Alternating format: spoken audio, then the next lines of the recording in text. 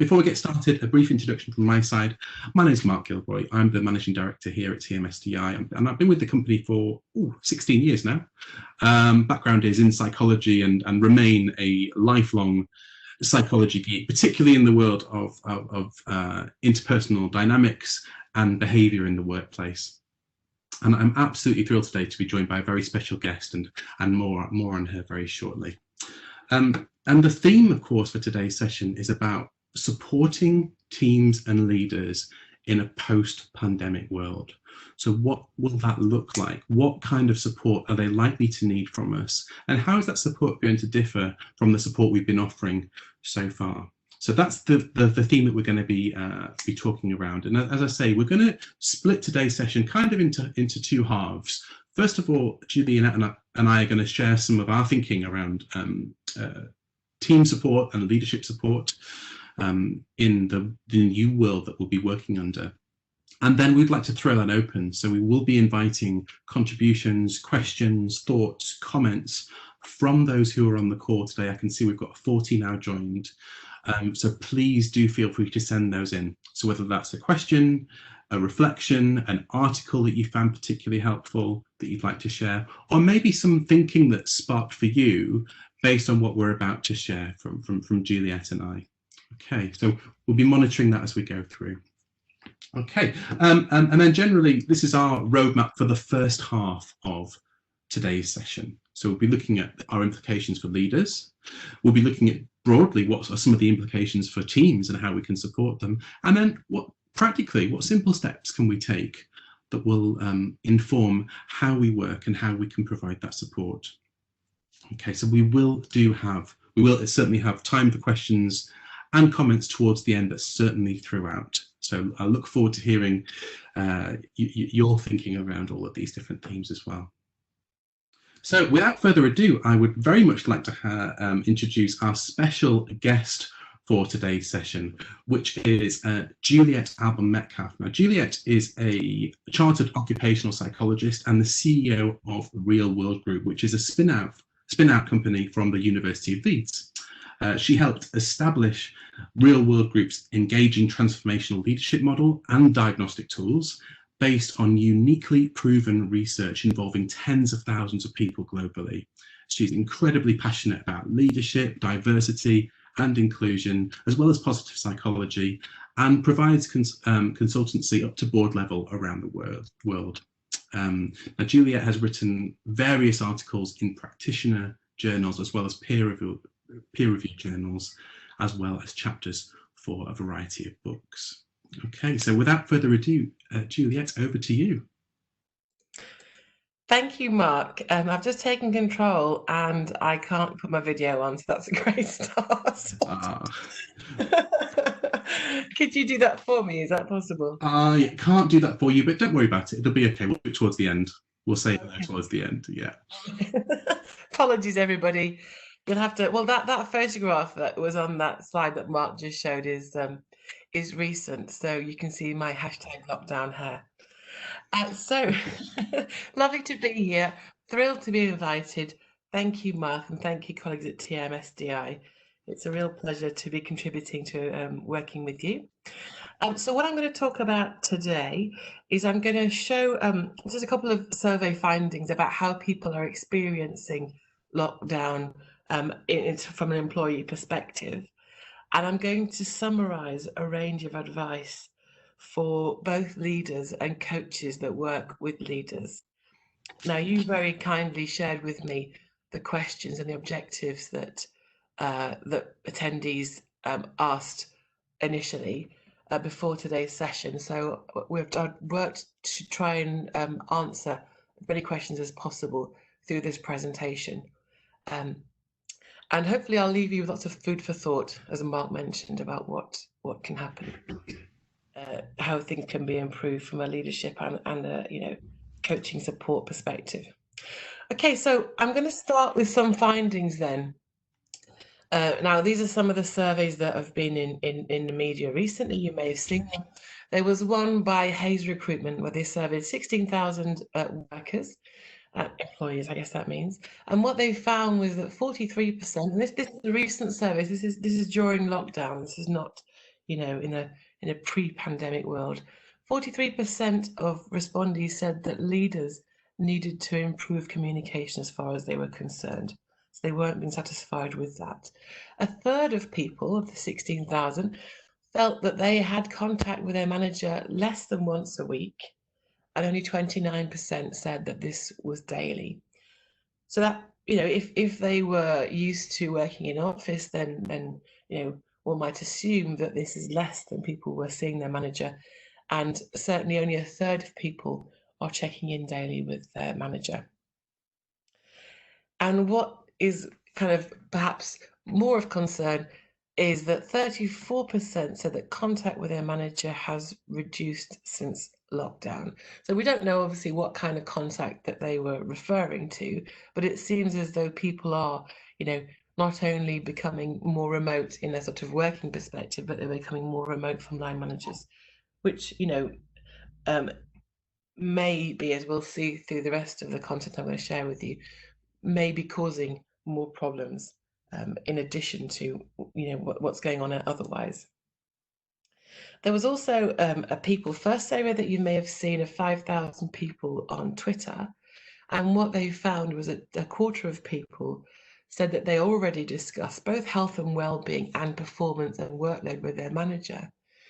Now, I know this is the TMSDI way, and certainly at Real World, all of our research has pointed to the fact that you get the best performance out of people and you maintain their motivation and their morale by caring about them as a human being. I mean, it's common sense. I'm sure none of us on this conference today would say, you know, that we're happy if our manager doesn't care about us as a person and only focuses on our performance and workload.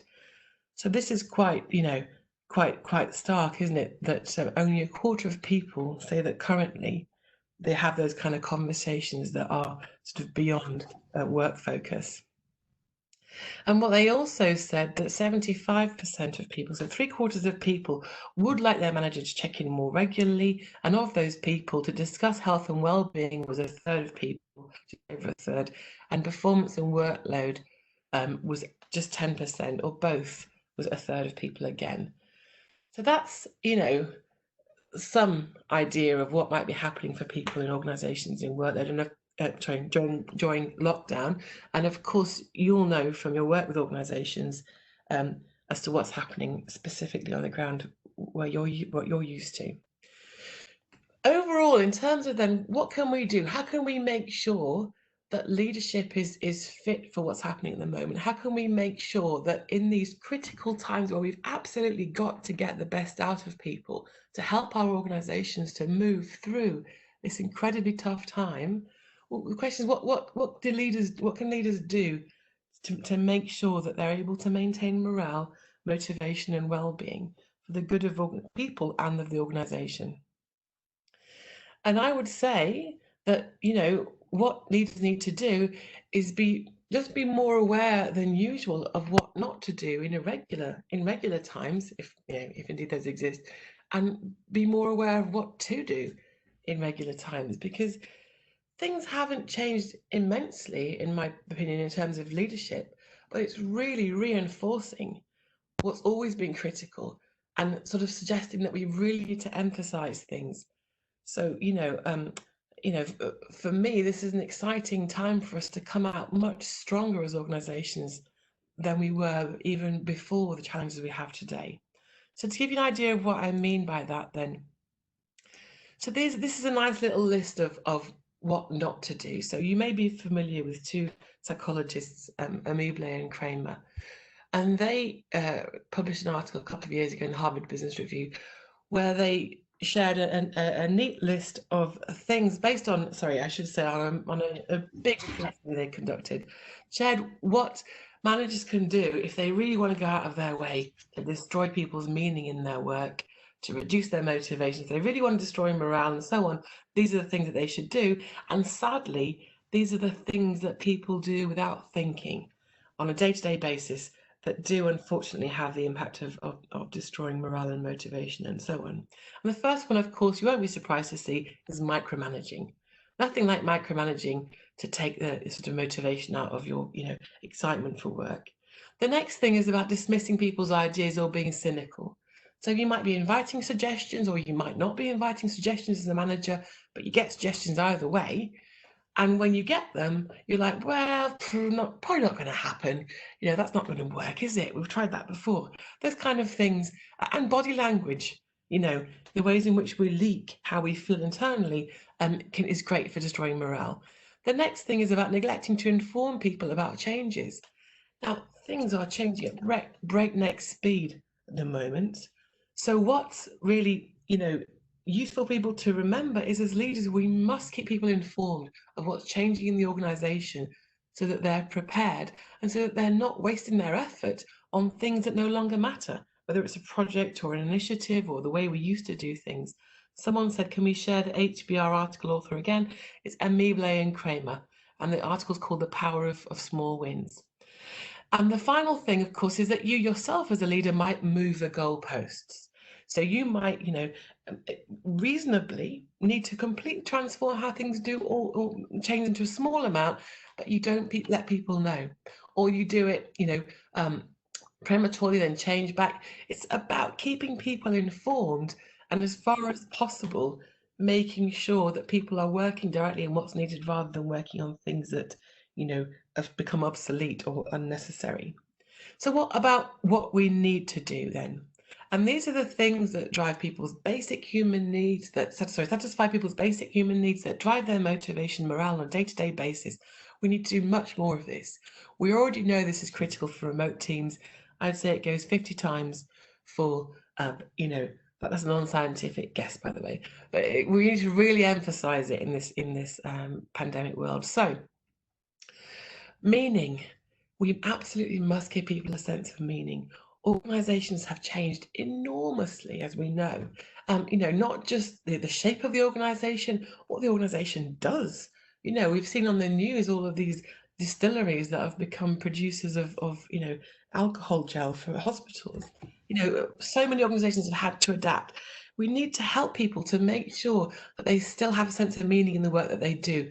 We need to, as leaders, make sure that we help people to see how their work still contributes to the new vision of the organisation, if indeed it's changed permanently, how they contribute, and how what they do matters. The next thing is autonomy. People have a basic human need for autonomy and control over what they're doing and how they're working. So this is a chance for us to really capitalise on that. People have had autonomy thrust upon them through this pandemic. And that's great because, as long as we are also providing them with mastery, which I'll come on to in a moment, this is an opportunity for us to really flex autonomy in the ways people work, to make them feel more motivated and more in control. So mastery is really critical. Autonomy without mastery is a recipe for stress and potential disaster. And what I mean by that is, when we increase people's range of responsibility, we need to support them. If they're learning new skills, they're taking over new areas, it's critical that we help them to feel that they can do it, they're capable. So we need to provide them with coaching, support, or whatever it is to move forward, rather than just saying, great news, I'm going to empower you now, good luck, see you, in a week's time or a month's time, whatever. Appreciation. Under normal times, appreciation is nowhere near as high as it needs to be. People have a basic human need to feel valued for what they do. As leaders, we need to go out of our ways to find how we can appreciate people on the extra effort they're giving and the ways in which they're dealing with all the turbulence during this tough time. Psychological safety. I think Mark's going to talk about this later on. But psychological safety is really, really critical. How can we allow people to discharge negative emotions, their concerns, their stress? How can we also create a safe environment for them to make suggestions about how we do things differently? And finally, social support. Leaders need to remember, managers need to remember that social support doesn't need to all come from them. It can also come from peers. So this is another great opportunity for us to recognize that the best teams in normal times have peer support. How can we bring that into the fore now? Okay, so I'm going to keep moving quickly because I don't want to spend too much time giving input. But the next 3 slides, I'm going to summarize briefly. So the British Psychological Society, which we're obviously members of, psychologists, they've come up with a special group looking at the ways that organizations and people can move forward this unprecedented time. And what they've summarized are some of the key things leaders need to do from a practical perspective. The most important one is being visible and available. What that means is literally being visible. So, having video conferences, making sure that you're responding to emails and phone calls, being supportive of people, helping employees to guide them towards, helping to guide employees towards the resources they need, which of course requires knowing what they need. So making sure that you get to know them as individuals. Recognizing as leaders that, as in normal times, you don't need to have all the solutions all the time. How can you draw from your team's experience and their ideas to come up with what needs to happen? And again, as within normal times, but even more so, you need to be able to tolerate and manage uncertainty, both for yourself and for your people. So how can you help them to discharge their negative emotions, as I mentioned before, but also what are all the other things that you can do, such as showing appreciation, giving them autonomy and so on, that help them to feel resilient and help them to feel that they're okay, that they can cope.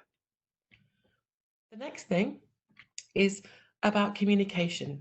Now, obviously, there are, there are some great articles out there you might be interested in looking actually, Hayes Recruitment's been sharing some about communication strategies specifically for leaders.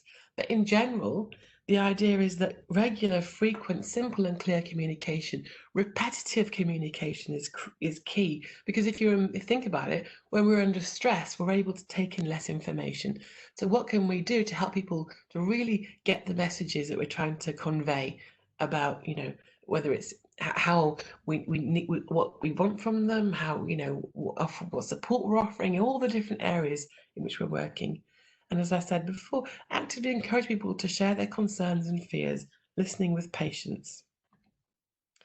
Ensuring human connection methods of peer support is critical. Those of you who are familiar again with things like the neuroscience of human behavior and engagement and so on will know that relatedness is a really critical part of people, feeling motivated, committed, and well at work. So establishing explicit peer support mechanisms, an example they gave is daily buddying. So you might pair people up or have them in trios to regularly check in.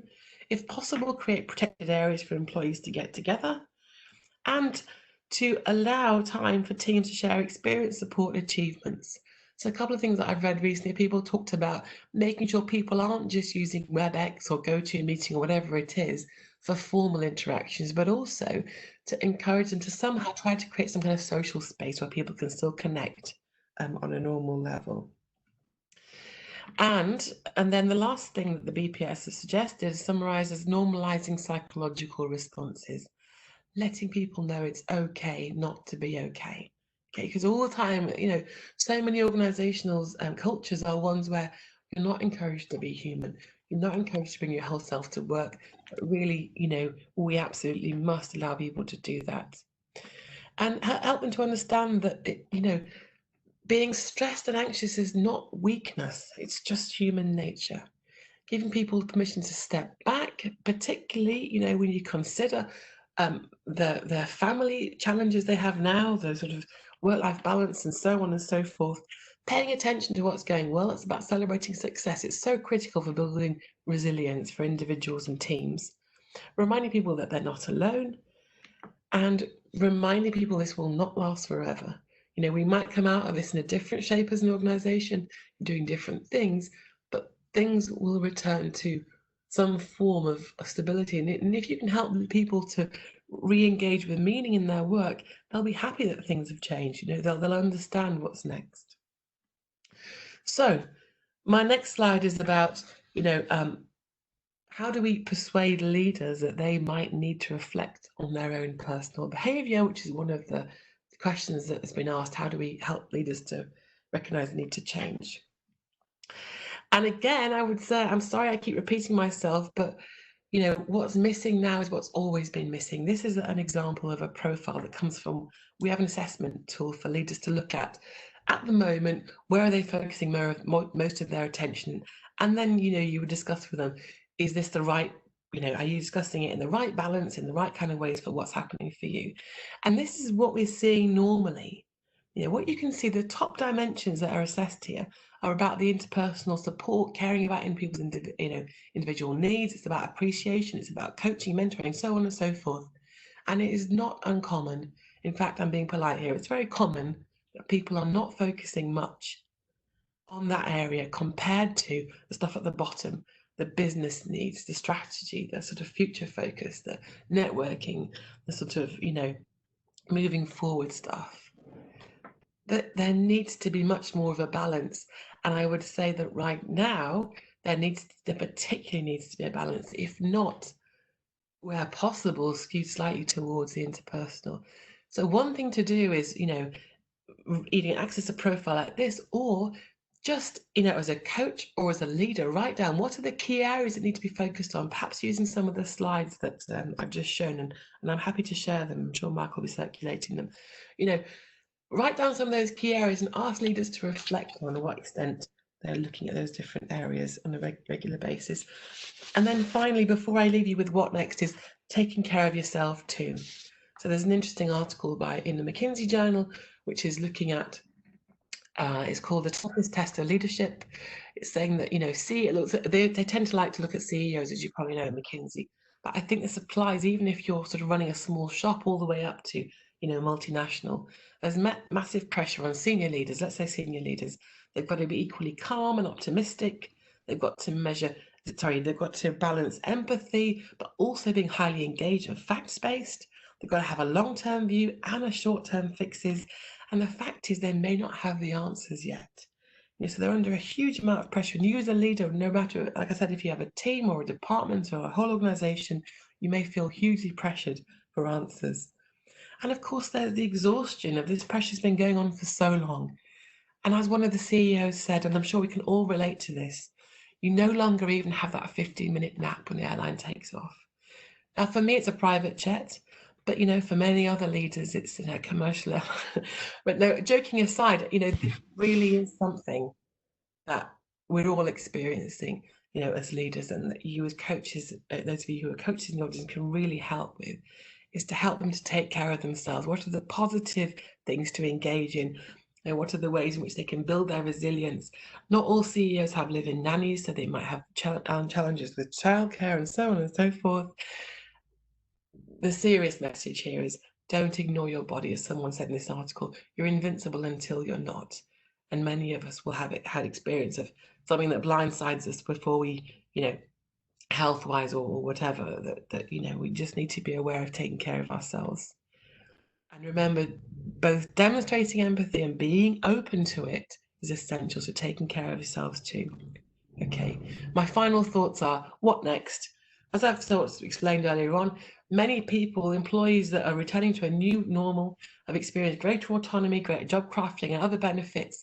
How can you find out what these people have experienced, how it's been brilliant for the organization and them, and how can you help them to transition back into the new normal without losing all those things, so that you and the organization, so that they and the organization can emerge a stronger contributor in future.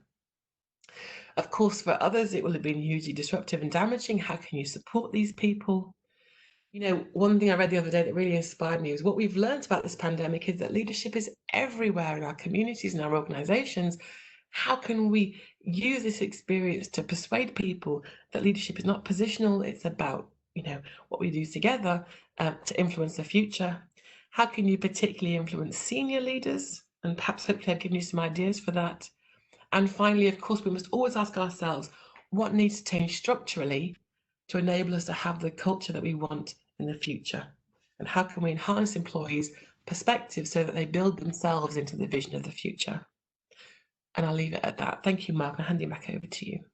Thank you, Juliette. We've had quite a few comments through as you were talking there, so I'm just going to go back through to the panel. And perhaps what we'll do here is we'll just take a couple of questions before we move on to look at teams, I think, because there's a couple of really relevant ones. First one was just a simple practical question. Somebody has asked for that article to be shared, and a big thank you to Ali for posting that. We've sent that on our Twitter feed as well, so if you wanted to get access to the article that Juliette mentioned from Amabile and Kramer, you'll find that HBR reference in the chat panel. And we've just had a question here, Juliette, from Doug, which is about language. And so Doug asks, how helpful is language like new normal? Does this exacerbate the sense of loss that people might be feeling? Emphasizing the continuity of the things that matter, whilst change happens, might help to retain meaning and purpose. Does that make sense, Juliette? Do you have any thoughts on that piece? Yeah, I think it's an absolutely valid point. You know, it's difficult. I think the reason why I like to use that phrase is I'm sort of taking from the sort of psychology around grief and so on. You know, because what, of course, we all know that as practitioners is that what people often experience with change is grief for what's being lost. And what I understand from Doug's comment is, of course, you know, some people will be able to cope with that more than others. For me, it's like, I think we need to recognise that this isn't a transition that's going to reverse at some point. You know, this is something that will be permanent. So whether it's gently, you know, perhaps you can phrase it better, to be more gentle with it. I know for those people who do find that more challenging to deal with, but in general, we need to somehow find a phraseology to explain that this is a permanent state, you know, of change ultimately, if that makes sense. Thank you, Julia. Yeah, and just to build on that, from my perspective, I think I do agree as well. I think sometimes the language isn't, as always, helpful to talk about normalizing things that could be really negative, but we do know from the likes of some of the behavioral economics research out there is that when we're going through change, loss is felt in a particularly important way, and our behavior can adapt based on whether we see things framed as a gain versus a loss. And we're much more likely to create behavior change when we do talk about loss and acknowledge loss. So it will be important to still have those conversations. I can see your video now, Juliette. Hiya. Yes, to wave. Yeah, thank you.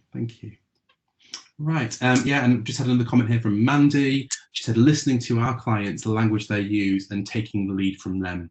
Yeah, I think just building on what you were just talking about there, Juliette, that can be a really good step. Yeah, wonderful. Right, so once again, folks, I know quite a few of you were joining sort of partway through Juliette's discussion there. If you do have any questions and comments, feel free to type them into the chat box. We will either tackle them straight away in a moment, or we'll have some time towards the end of today's session where we have a much more of an open discussion and we can, you know, talk around some of the issues that are coming up. Okay, so we're going to move on now to talk about teams, and particularly in a post-pandemic world. And of course, there are all kinds of ways in which we can look at the impact that this will have on the teams that we support. And perhaps in general, perhaps it's helpful to look at broadly some of the signs and the signals that we've been seeing about how teams are evolving and will continue to evolve over time. Now, in this part of the webinar, I'm going to cite some research examples. I haven't got the time to describe them all, but if you look at the little short link that's on the screen, j.mp/evolution teams, there's a whole curated list of all of the articles that I mentioned and reference in this piece. If you want to go and do any further reading around that, just head over to that page and we'll be able to share that. And just to mirror something that Juliette said, yeah, of course, happy to make these visuals available after today's session. All you need to do is just let us know in the post-event evaluation or just drop us an email afterwards. Okay, teams. Something that we've noticed is that there are 7 features emerging about what teams are likely to look like, and these are being accelerated by the current situation. I don't think they're being changed, but they're certainly being accelerated. And I think that's just a bit of a theme in general. We're seeing things like innovation, things like change are suddenly becoming incredibly urgent for a lot of organizations. And of course, that has a knock-on effect for teams. So we're just going to take up a very short look at each of these, and then we'll bring around to look at a slightly different way of talking about this. And I think for me, a lot of this is in the language that we use to talk to teams about what have things been like for us, and also how do we want things to be for us? You know, how do we describe our current and future states? Number 1,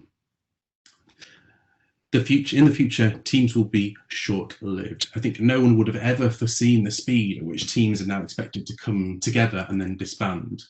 And of course, this is all driven by economical and technological changes in the current age that we're in, the information age, as well as trends such as agile. So equally, phenomena like the gig economy have evolved and will continue to evolve through this process. And I don't know if many of you know this, but there are companies that already exist that will allow you to procure a team. So rather than procuring any individual experts, you can buy in a pre-built expert team for things like marketing, content management, security, and much more. So that changes a lot of things in the way that people developers are working. So the focus here is on building teams to meet goals, as opposed to teams that fit organizational charts. And right or wrong, there's a focus here on deliverables and the skills that are required right now, even more so in the current crisis. So there's a lot of short-term thinking as well as short-lived teams. And then teams, of course, can respond to this by staying nimble, by quickly filling gaps that are available in the function of the organization, the business. Okay. Next up, number 2, they will be widely distributed. Now, when I talked about this theme back at the CIPD conference in November, I asked for a show of hands to ask who amongst the group saw themselves as a member of a distributed team. And back then, about half of the audience put their hand up. And I'm pretty sure that if we were to ask that question now, I'm sure everyone will put their hand up. Everybody is currently part of a distributed team. And that's not going to change anytime soon. And because we've seen how it can work, there will be lots of unlearning that would need to take place in order to go back to a more standard or a legacy team format. So distributed teams have become much more common in the technology space, but this will now start to permeate into other industries too. And it's never been, well, it could be easier to work remotely, but it's never been easier compared to how things have been before.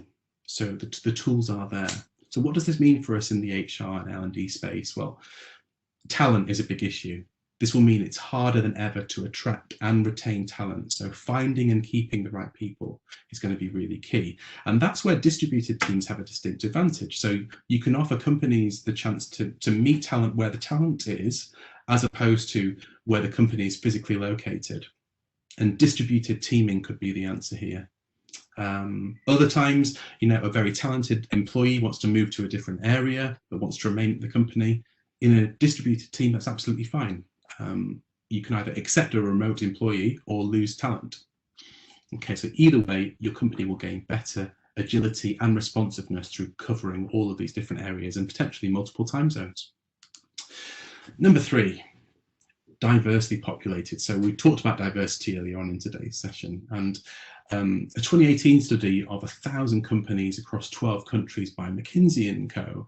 They found that companies who were in the top quartile for gender diversity on their exec teams were 21% more likely to experience above average profitability.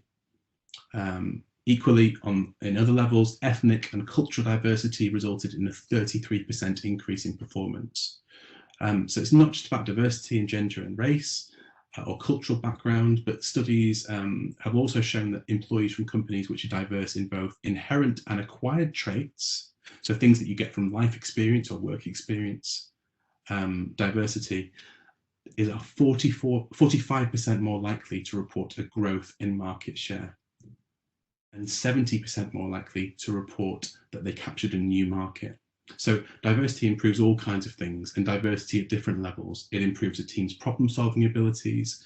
And of course, relating back to what Juliette was talking about, diverse leadership is just as important. Diversity is only effective if it's understood and it's leveraged and it's managed effectively. So a term you may well find yourself hearing more and more is this idea of cultural brokerage. So somebody within a team who acts as a kind of linker role. So within the TMS language, we call this linking, but actually linking between different cultures for multinational teams in order to leverage all of that diversity.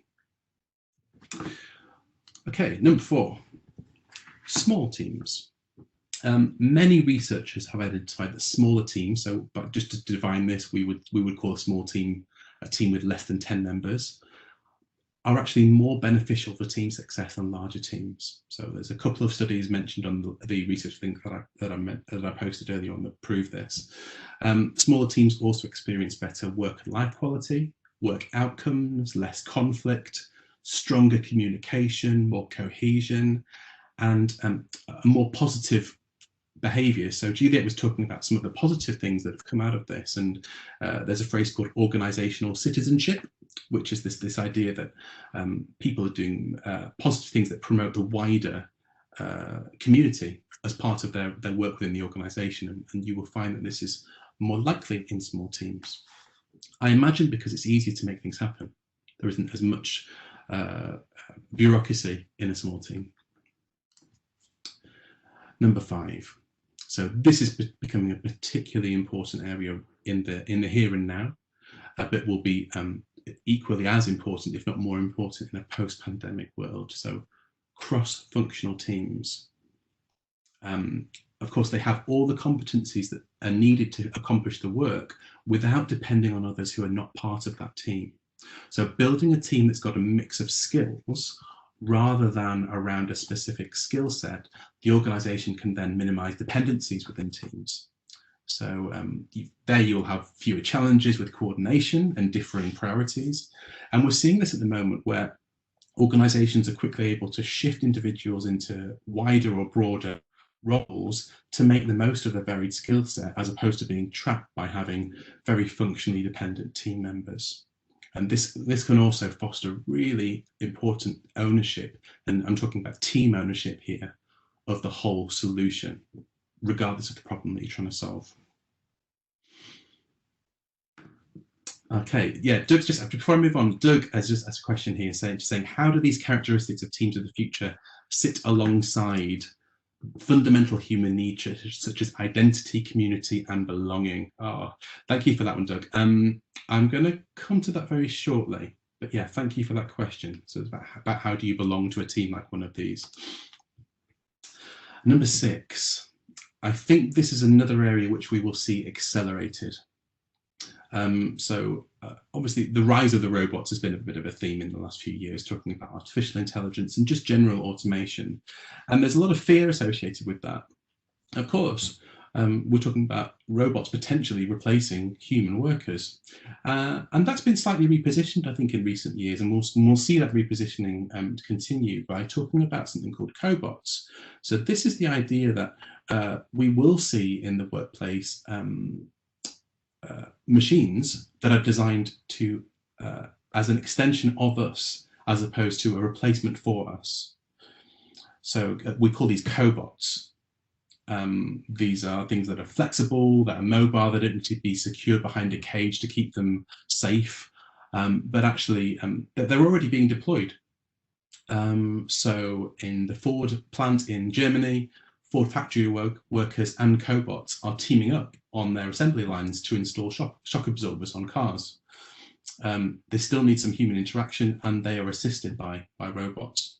In the online supermarket Ocado, the human pickers who fill orders actually stay in one place while the Cobots move around in order to get the product. So really, really interesting to see how this works. And of course, you know, there are limitations. So Mercedes-Benz have actually gone around the other way. So they've actually replaced robots with humans on some of their lines. And they found that machines were just not agile enough to keep pace with growing demand for customized products, because humans can actually reprogram themselves in a fraction of a second, whereas robots take much more time to get there. So this is not about maximizing automation, but actually taking a bigger part in processes and allowing things to be more efficient and more effective. Okay, so we've had a question here from Marion, who's asking about the slides. Of course, no problem at all. We'll send you the slides ahead of time after we finish today. Okay, and number 7, a network of teams. So this is about an evolution of how we think about companies and teams' place within a company. And that traditional question of who do you work for is starting to be replaced by who do you work with. So an important part of designing teams and designing organizations is a shift away from hierarchical organization structures towards models where work is accomplished in teams, and specifically a network of teams.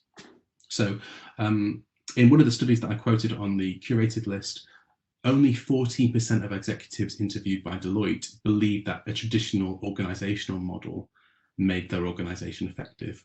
So instead, what we're seeing leading companies doing is pushing towards a more flexible, more team-centric model. Whatever an organizational chart says, the real day-to-day work gets done in networks. And that's why the organization of the future, and therefore the team of the future, is a kind of network of teams. So, what we're seeing is looking at how things used to be versus how things are, in terms of how people interact with one another at work, moving to how things work. It's a web, it's a system, it's a network of teams. Okay.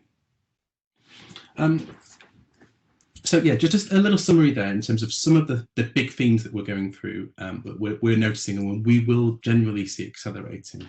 I do want to come back to that point about identity, but before I do, I wanted to share something else I came across recently, and it's talking about change. Now, I put a question mark here because we've been using this acronym for a long time to talk about change and to talk about challenges and to talk about the way the world is. And in fact, it's been around since the 80s. And there's an argument to say, if the world really was that volatile, and we're still talking about it now, is this terminology still relevant? You can probably tell by the tone of my voice as where I fall on that argument. So I came across a new piece of terminology over the weekend I thought I'd introduce and share for those of you who've not seen it. This is a kind of intentional parallel to VUCA, and it's pertaining to Bani. So this is by an author called Jaime Casio. You can find him on Twitter. You can also find his article on Medium, which is called Facing the Age of Chaos. So in the way that he describes things, this is a framework to articulate the increasingly commonplace situations in which just the language of volatility or complexity is just not enough. It's an insufficient lens through which we can understand what's actually going on. So things aren't just unstable, they're chaotic. So the breakdowns here are brittle. So we're talking about a language to describe, the teams to describe how things are. So things are brittle. When something's brittle, obviously it's susceptible to sudden and catastrophic failure. And it's illusionary strength. Juliette used this language earlier on. She was talking about anxiety and stress. Yeah, A is for anxiety inducing, or more simply anxious. We shouldn't be comfortable using that word to talk about how things are going and how things are feeling.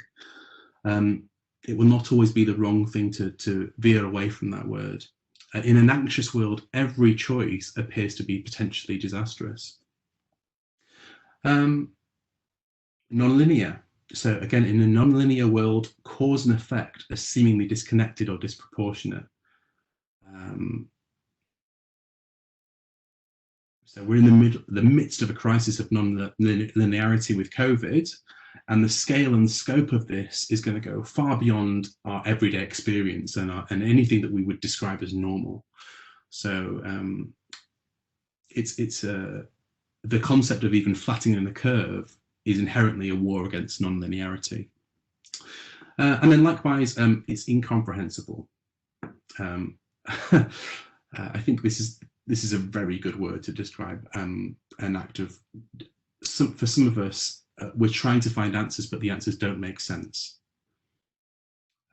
We witness events and decisions that seem illogical or senseless, or too unspeakable, or too absurd. And again, this is a really neat way, I think, to describe what's going on at the moment. Okay, so I think a starting point for teams is to acknowledge, how teams are likely to evolve, but also then to have a relevant and useful language to describe what has life been like, what will life be like, how do we want things to change, how are we going to overcome some of these areas, particularly around Bani. Okay, right, so I'm just going to pause there I've just got a couple of comments in, and I'd love to invite you back, Juliette. So Amanda has said, one comment on appreciation is that this needs to be authentic, it needs to be well timed, it needs to be genuine. So individuals will need different levels or forms of appreciation too. So it's about being responsive to individual needs. I think that's really valid, Amanda. Juliette, anything you'd add to that around appreciation? No, I think that's perfectly expressed. Yeah, I absolutely agree with you on that. I think the worst thing you can do is you just say thanks, team, and then you consider that's appreciation. That is clearly not sufficient, and I think that that's been expressed really well there by Amanda. Yeah. Okay. Wonderful. Just wanted to take Doug's point around identity, and I guess one of the questions that some of you might be thinking around is, when will we see some of this emerge? When are we likely to see more of this? And I guess there's a piece here around change. I came across this in a book. It's quite an old book, but it talks about how change moves at different layers and different levels. So here, this is around surface change to sort of identity change. So surface at the top of the list there, moving inwards. So fashion and trends changes all the time, and then as you move inwards, those layers of change become increasingly slower with things like commercial changes, infrastructure changes, governance changes, and then at a much more glacial pace, you've got something like culture, or even the slowest pace of human nature. So you can take any example that we've looked at. So Cobots, you can take the example of self-driving cars and work through these layers to see why the initial technology or the initial innovation might actually come quite quickly, but then actually getting down to, will we adopt it? How does that form part of our new identity? How do we reconcile that with our identities? It can be quite a different thing and quite a different pace of change. So hopefully that tackles your question there, Doug, about identity. So a couple of questions here. Juliette, do you want to take this one first, and then I'm happy to jump in. So this is from Lorna, who says, diversity was mentioned rightly. In light of the recent issues surrounding Black Lives Matter, do you see any significant implications for teams and leadership, and where does it fit with Banny? Gosh, that's a question. Good question. Well, I think what's interesting is I was I can't remember if it was you or I think I was telling this to you, Mark, the other day. There was a poll that someone put on LinkedIn, and they asked whether organisations should make political statements or get involved in politics. And I was saying, I don't know if it was you, Mark, last night or not, but I was saying, it was ironic because I just started a post on Black Lives Matter for Real World Group. And I was thinking, well, as an answer to the question, well, it was yes, no, sometimes. And I think the answer is definitely sometimes. So I think what it does have is definitely has implications in terms of the values that the organisation espouses, and whether your employees can identify with those values. So I would say that that the George Floyd incident has a very, and the Black Lives Matter protests have, are requiring organisations to step up and say our values are about being inclusive and about not allowing people to be repressed, and or being a part of that repression. So I would say it has shone a light on the need for organisations to be more explicit about their values around human dignity. And I can't remember the rest of the question. And I'll pass over to you for the Banny bit. Yeah, sure. Thank you, Julia. Yeah, I think I couldn't agree more with any of that. I think it's a clearly an incredibly important shift change in the way we look at diversity. And I think for me, in terms of how it fits into Banny, which was your sort of a sub question, Lorna, for me, I'm seeing it more around the Brittle piece. That actually, for some teams, they might well have perceived themselves as a particularly inclusive, particularly welcoming of diversity, and something like the Black Lives Matter movement raises all kinds of questions and challenges of a team, and of course of its leaders, that might actually showcase that the foundations for their understanding of diversity are a lot more brittle than perhaps they had first imagined. I'm seeing this at the moment with networks. You get a lot of conversations on social networks where people are saying, actually, I need to distance myself from this person because they've displayed their values and their views around this particular movement in a way that doesn't sit in line with my values. And so I think we'll see that on a team's level as well. Okay, just a follow-on comment here from Ali on appreciation, an idea actually, lovely idea from Ali, who said, one thing you can do, a simple thing, is to ask team members to share something they're grateful for just from this week, so it becomes like a weekly practice and a weekly habit that we all fall into. I really like that idea, Ali. Thank you for sharing. I think, can I add something, Mark? Diana Rivenberg, someone I know from a great friend and colleague from America, has said, she's commented here, perhaps this is an opportunity to never let a good crisis go to waste and find ways of positive change and ways to surface the issues and make progress. And I couldn't agree more with that. Let's not allow a good crisis to go to waste. Obviously we don't want to, I don't want to downplay the human tragedy of the COVID-19 situation, but at the same time, from an organizational, so acknowledging that, I should say, from an organizational perspective, this is an opportunity for us to come out stronger as a result of what it's taught us about ourselves and the opportunities it presents. Absolutely, thank you. I'm going to come and join you here on video. So hello, everybody. I have a question here from Marcia. I think, who is over in Florida from memory. So Marcia has asked, how do we help teams accept that change is ongoing and will not just be one change and back to normal's in inverted commas? It's a question about how do we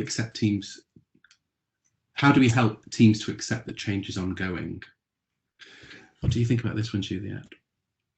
Well, for me, this is about leaders being honest about, I'm hesitating to use the phrase new normal again, because I genuinely recognise that, as Doug mentioned earlier on, that might not be the right phrase for people to understand.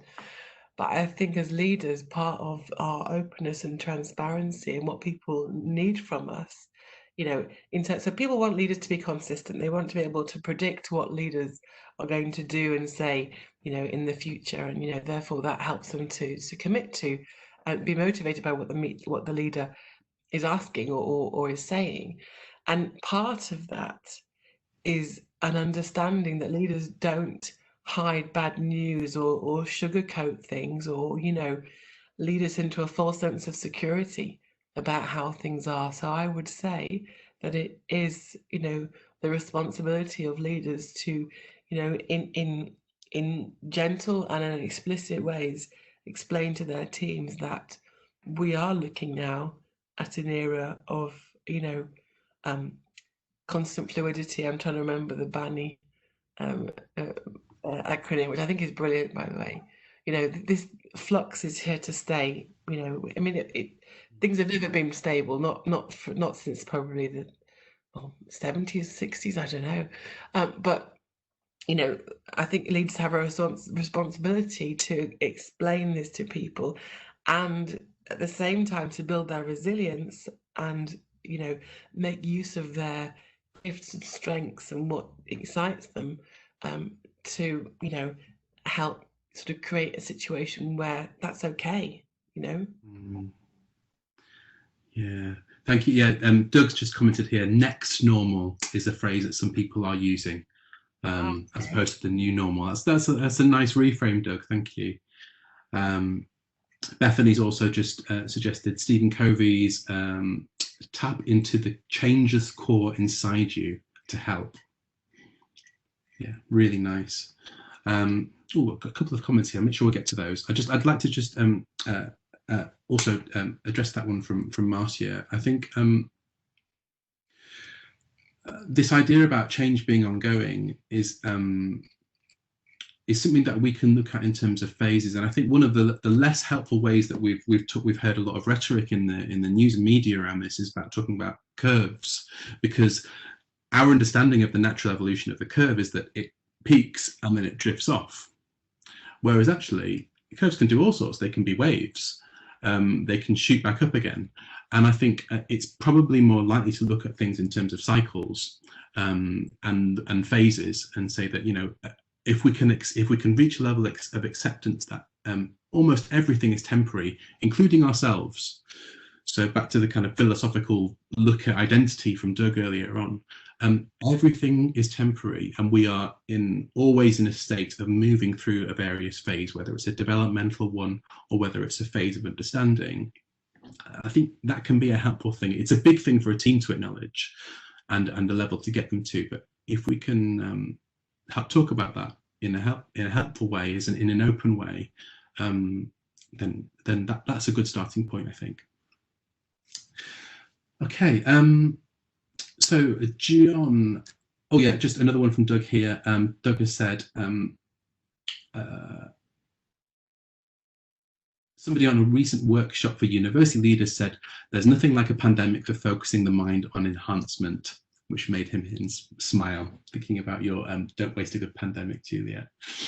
Don't waste a good pandemic. That's a new one, I like that. I like that one.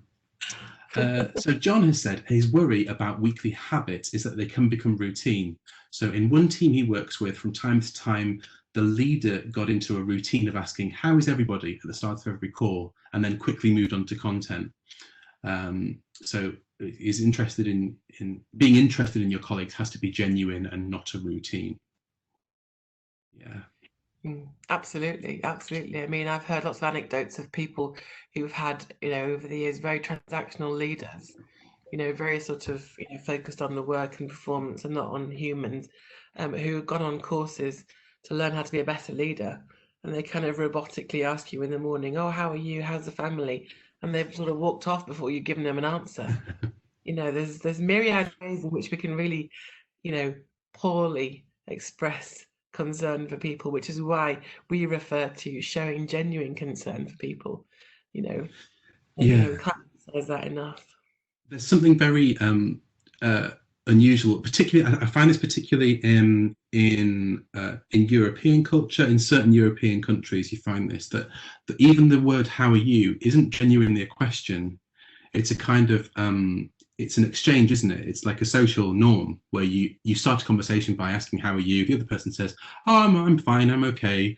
How are you? And it just becomes a way of starting a conversation, and no one really expects anybody to interrupt that acknowledged pattern with actually, I'm not doing well at all today, and I'm not okay. I had a terrible night's sleep, or I've been worrying about things, because then the other person has to do something with that information. And so, yeah, I think absolutely, John, I think you have to be prepared to answer it honestly, and maybe change things by asking a different question. How are you is such a rehearsed statement, or how are things? Maybe just trying something totally different. You know, how are things in your world is one that I use quite a lot. Or what's been happening with you lately? How have you been spending your time? Limited ways that you can spend your time at the moment, of course, but I think changing that pattern and interrupting the pattern is a good way of helping make that conversation about concern a more authentic one. Yeah, and I would encourage leaders to check in with their team. Do you feel like I'm giving you enough support? Do you feel like I express that I genuinely care what's happening for you? And if they say, well, no, or you could phrase it differently. Do you have any suggestions for how I could show you better that I genuinely care what's going on in your world? And they start with that might offer some feedback on, well, you sort of asked, but I don't know if it's a real question. Yeah, I love that idea. Yeah, do you have any suggestions? What can I do better? Yeah, even something that's simple. I came across this the other day of somebody in my network who was asking about conversations that we shouldn't automatically assume people want a video call. Actually, ask them what they want to do. Do they want just a standard phone call? Maybe they've had enough of video calls today, and a phone call is absolutely fine. So yeah, helpful way to do that. Ask people what they want, give them what they need, and check in with them to see if those needs have changed. I think we've maybe got time for just one more comment. So this is also from John. What place do you think compassionate conversations and frameworks for dialogue will have in a post-pandemic leadership agenda? I'm not quite sure what he means by frameworks of dialogue, but compassionate conversations are things that have always been critical. You know, people are sort of using the phrase compassionate leadership, aren't they, more now than they used to in relation to this pandemic and beyond. I mean, that's always been critical. You know, I obviously depends how you define it, but for me, it would be about bringing in the human side of leadership and recognizing that you're working with human beings rather than human doings, and that you need to be aware of, and to whatever degree is appropriate, flex with their needs, so that you can get the best out of them for their sake and for the sake of the organization. So for me, it's the don't let a good crisis go to waste. Let's really reinforce this as part of the next normal. And Mark, I don't know if you want to talk about the dialogue, frameworks of dialogue question. Yeah, so it was frameworks for dialogue, sorry, rather than frameworks and dialogue. Yeah, he mentioned. Yeah, what place will compassionate frameworks for dialogue have in a post-pandemic? I think frameworks are really important because back to Bani, we're talking about a lot of experiences that people have had that were previously impossible to conceive, let alone practice or rehearse. So having a framework to talk about some of this can be really helpful, and see, and allow people space and time to unpack everything that they have been experiencing and everything that they will experience. So yeah, absolutely. I think frameworks and tools will be ever so important. Thank you, John. Well, I'm afraid we are absolutely up to the hour. So thank you so much to everybody for your interactions, for your questions, for your comments. We've still got plenty here that we haven't got through, so I'm sorry if we didn't get through to your question. I've got lots of thank you notes coming through here from Nick, from Kate, and from Marianne. Thank you, those. And from my perspective and from our perspective as TMS, we'd like to say a huge thank you to Juliette for coming on and sharing some of your expertise, your research and your insights into what we can look forward to, and how we can help support those leaders and teams in a post-pandemic world. It's been a pleasure, Mark. Thank you for having me, and thanks to everyone who attended as well. Really appreciate it. Not at all. So for those of you who are still here, you may have already seen we've got another guest webinar coming up later this month on how the team at Nestle have approached virtual facilitation using the team management profile. You can find out all about that via our usual channels and methods. But in the meantime, once again, a huge thank you to you all. I hope you stay safe, stay well, and we'll look forward to catching up again soon. Okay, thank you.